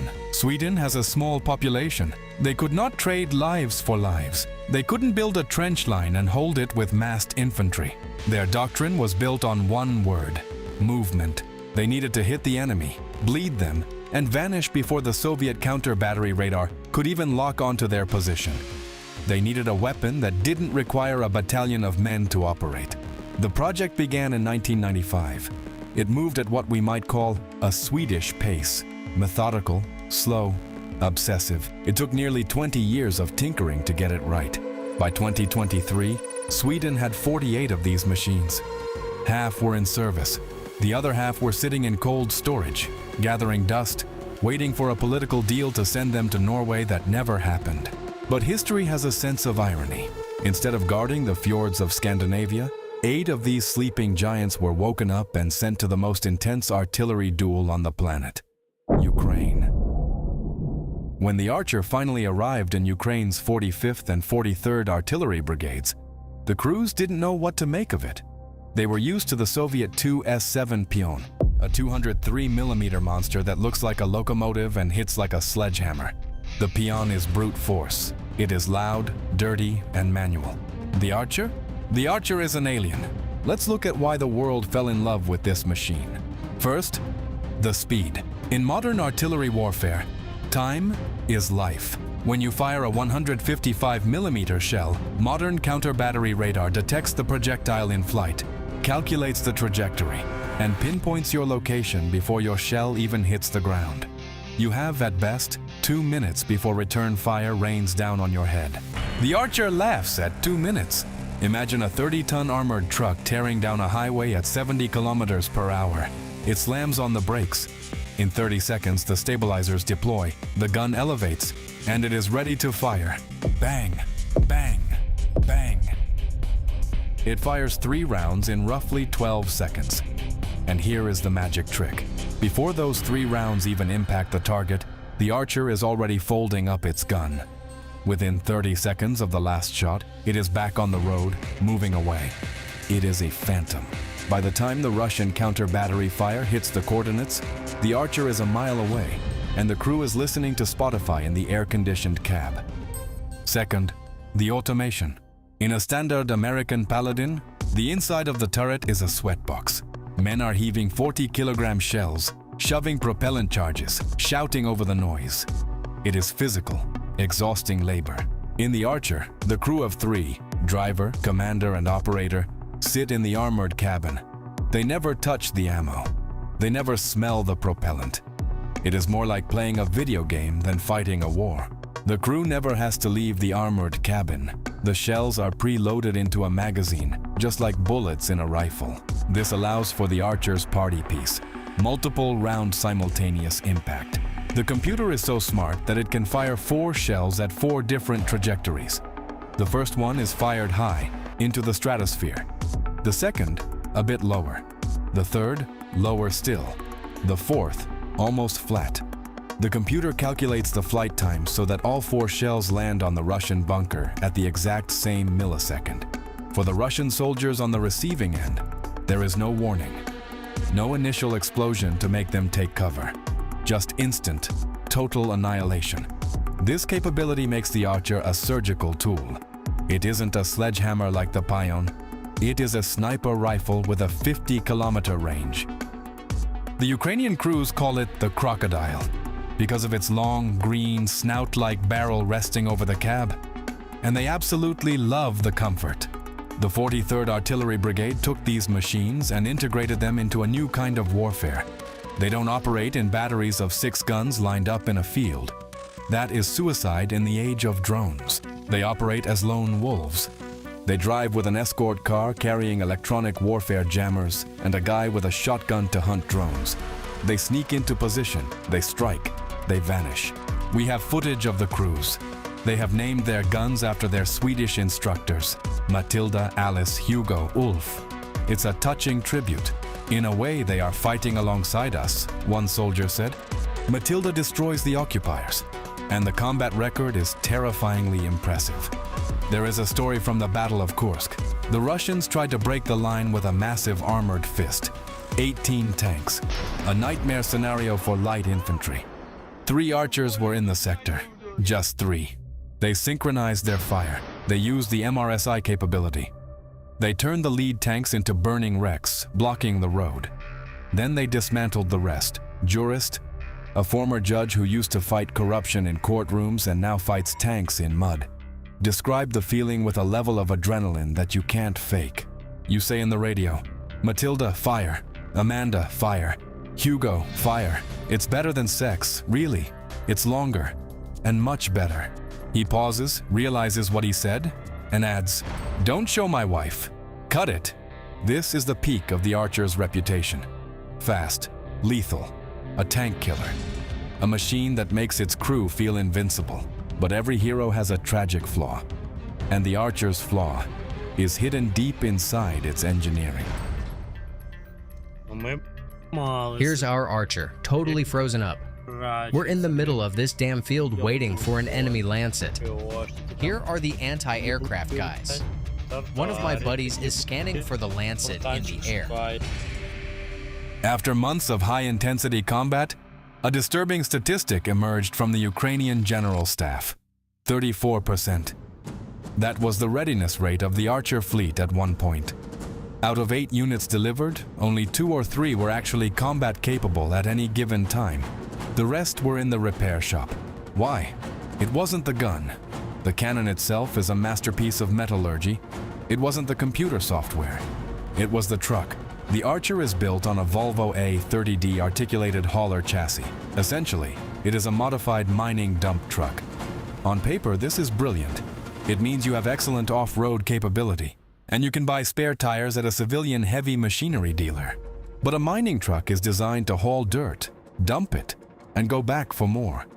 It is not designed to carry a massive, vibrating, recoiling artillery system through deep mud 24 hours a day while being hunted by drones.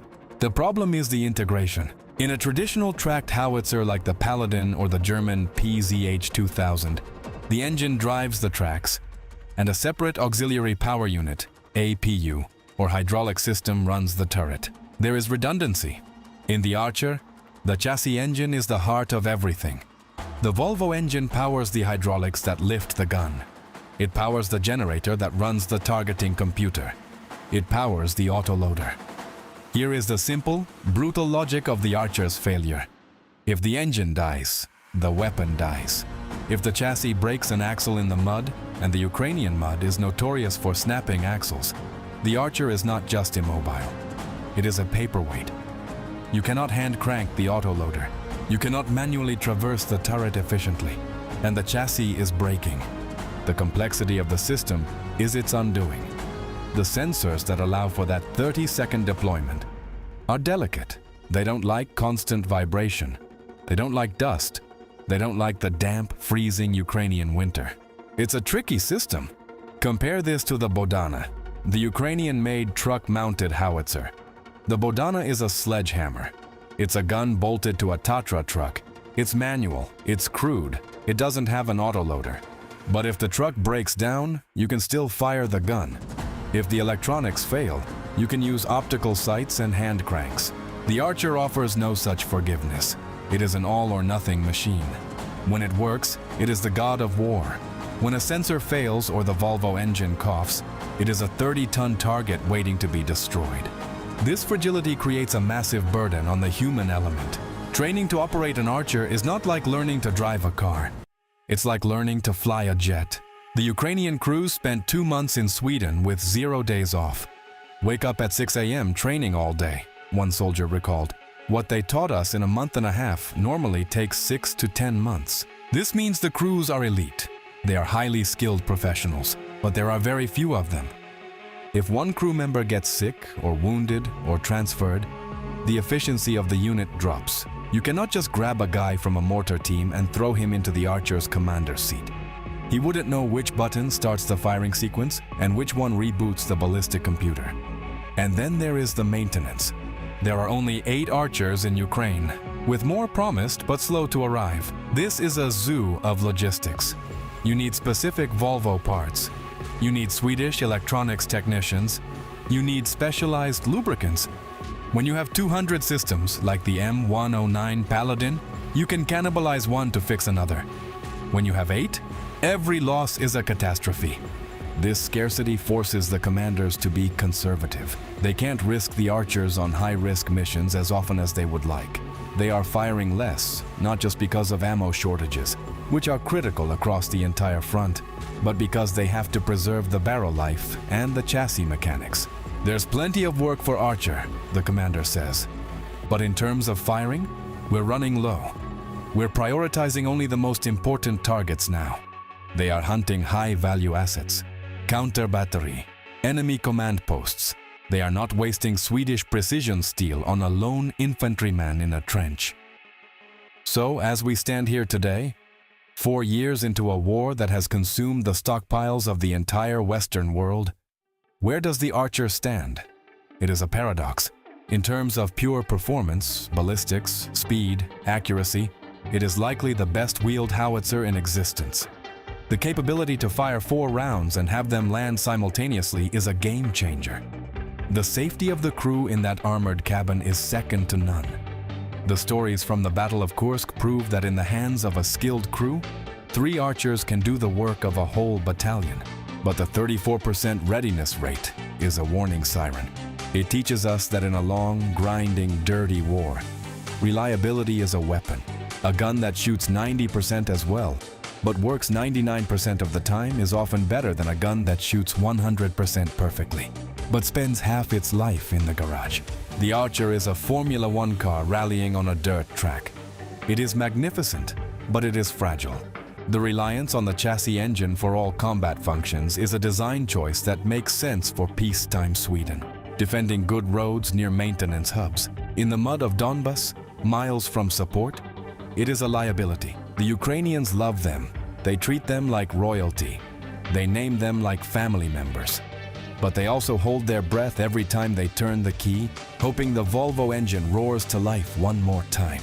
As we look to the future, the US Army is eyeing the Archer to replace its aging M109 ES. They see the automation, they see the speed, but they should look closely at the mud of Ukraine. The Archer has proven that wheeled artillery can dominate. But it has also proven that you cannot engineer your way out of the basic realities of mechanical wear and tear. That is the trade-off of modern warfare, the balance between the silver bullet and the iron sledgehammer. For 20 years, this machine was the undisputed king of artillery. On paper, the German PZH 2000 is a technological marvel, fully automated, armored like a tank, and comfortable enough to operate in slippers. But military history is full of marvels that failed the moment they hit real mud. Critics said it was too complex, too heavy, a diva that would break down in a war of attrition. So did German over-engineering fail in Ukraine, or did it redefine what artillery can do? Today, we separate the marketing brochure from the brutal reality. This is the ultimate review of the PZH 2000. When military analysts discuss self-propelled artillery, the conversation almost invariably gravitates towards one machine, the Panzerhaubitze 2000. Often described as the Rolls-Royce of howitzers or a studio apartment on tracks, this German-made behemoth represents the pinnacle of Cold War engineering, tailored for a high-intensity conflict in Europe. But for decades, its reputation was built largely on firing range tests and low-intensity peacekeeping missions in arid climates like Afghanistan. It was a theoretical champion that changed dramatically with the Russian invasion of Ukraine. For the first time, the PZH 2000 was thrown into the environment it was designed for, the muddy, freezing, and artillery-saturated battlefields of Eastern Europe.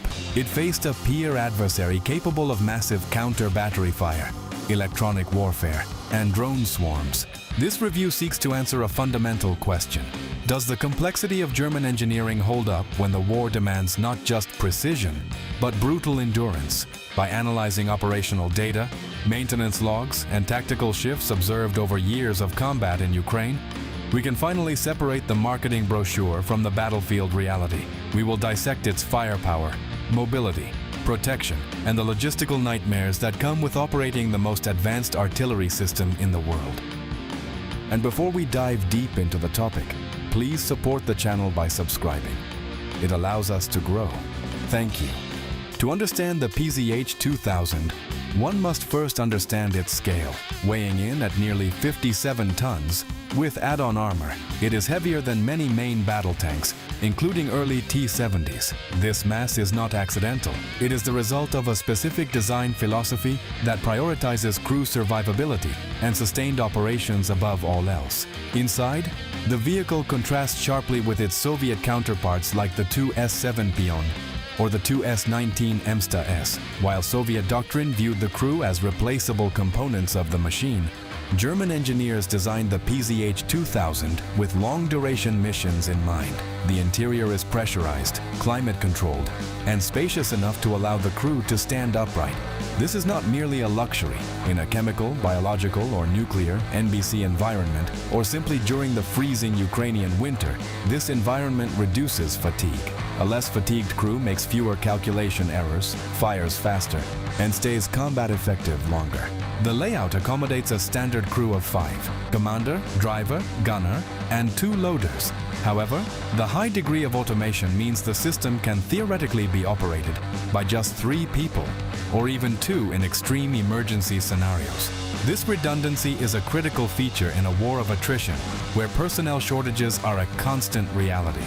The heart of the PZH-2000 is its 155mm L52 chromium-lined barrel, developed by Rheinmetall, but the gun is only as good as the system feeding it. The PZH-2000 utilizes a fully automated shell loading system with a pneumatic flick rammer. This mechanism manages the 60-round magazine located in the center of the chassis. In artillery duels, speed is life. The PZH-2000 claims a burst rate of 3 rounds in roughly 9 seconds and up to 10 rounds in nearly 1 minute. Operational experience in Ukraine has confirmed these metrics are achievable, provided the system is well maintained.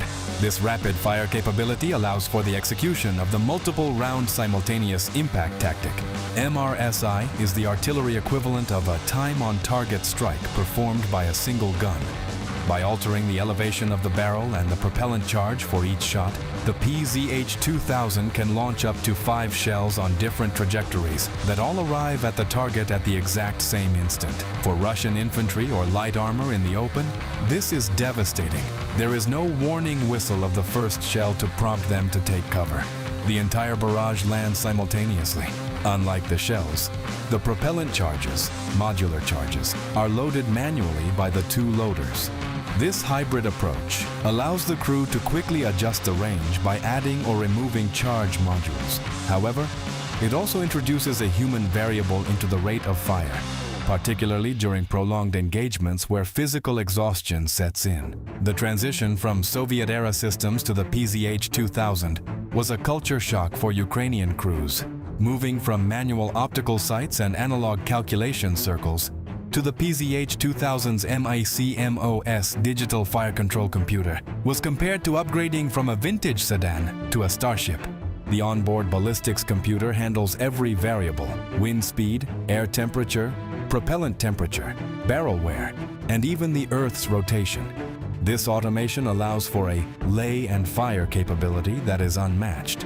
The PZH-2000 does not need to deploy outriggers or spades to stabilize itself before firing. It can stop, receive coordinates via data link, fire a burst, and move again in under 2 minutes.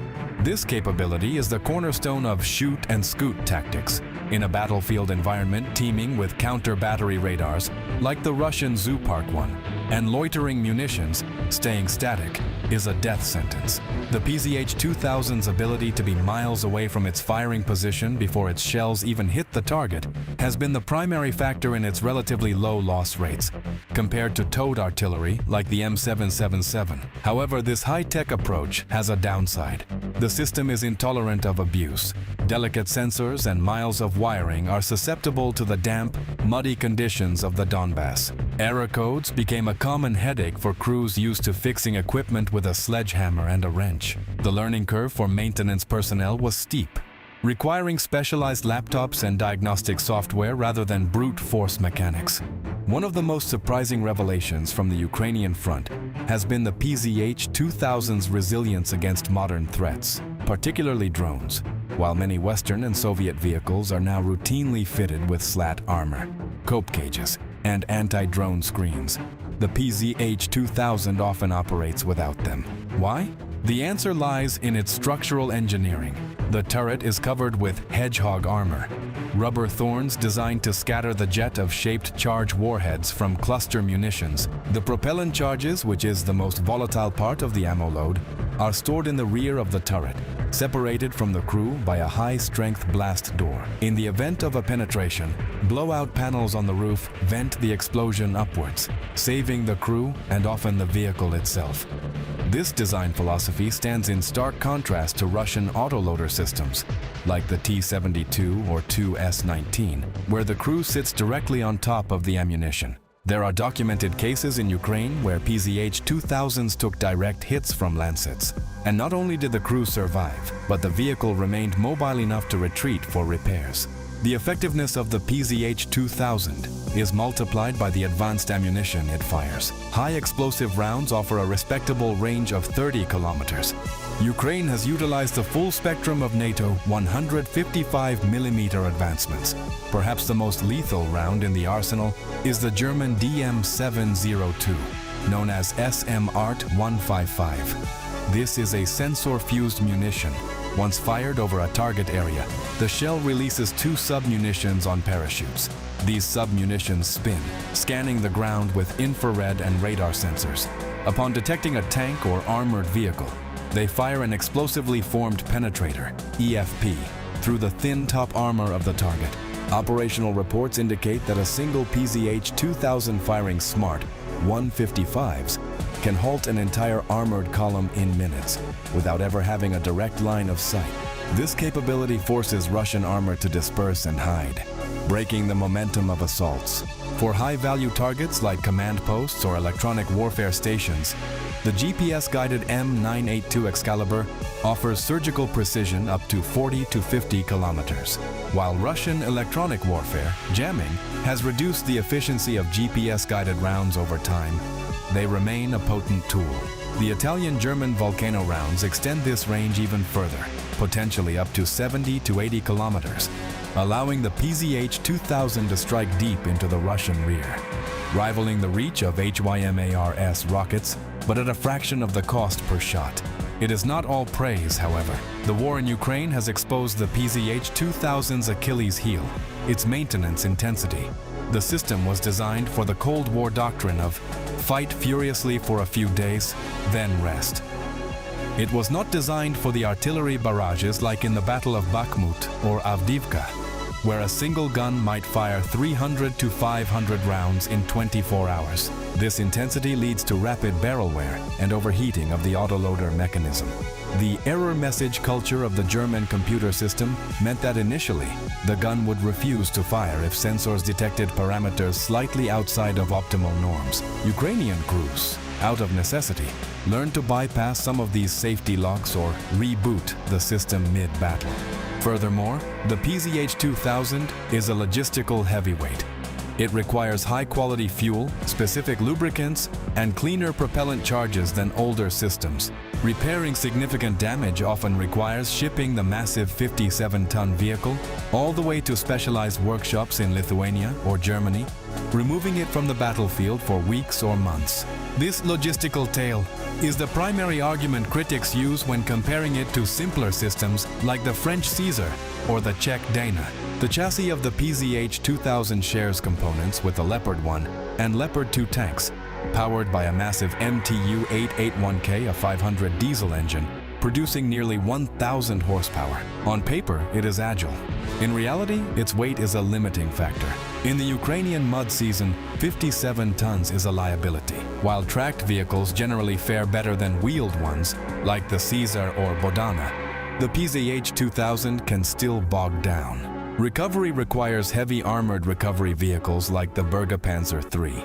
Additionally, many rural bridges in eastern Ukraine are not rated for such weight, restricting the tactical mobility of the system and forcing commanders to plan routes carefully. However, when the ground is solid, the PZH-2000 is surprisingly fast, capable of road speeds up to 60 kilometers per hour.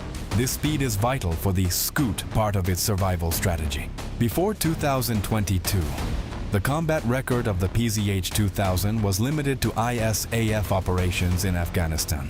Dutch and German crews used them effectively against Taliban positions. But the nature of that conflict was vastly different. It was asymmetric warfare. The PZH-2000S acted as sniper rifles, firing a few rounds a day from static, heavily fortified bases, FOBS. They were never under threat of counter-battery fire or drone strikes. The lessons learned in Afghanistan, mostly related to air conditioning and dust filters, were insufficient for Ukraine. The high-intensity usage mode, considered a theoretical emergency scenario in NATO manuals, became the daily routine in Donbass. The fact that the system did not catastrophically fail under this pressure is a testament to the over-engineering typical of the German defense industry. An interesting footnote in the history of the PZH-2000, relevant to understanding its raw power, is the Monarch project. In the early 2000s, the German Navy attempted to mount the PZH-2000 turret onto a frigate, the Hamburg. The idea was to replace naval guns with a system capable of firing standard, cheaper Army ammunition at naval targets, while the recoil dampening system worked and the gun could fire from the deck. The project was ultimately scrapped. The corrosion from salt water and the complexity of integrating Army software with naval radar proved too costly. However, this experiment highlights the sheer versatility and modularity of the turret design. It is a self-contained weapon system that was literally too powerful for the ships of that era. To truly evaluate the PZH-2000, we must place it alongside its peers in Ukraine. The Crab uses a chassis licensed from South Korea, K9 Thunder, and a British turret design.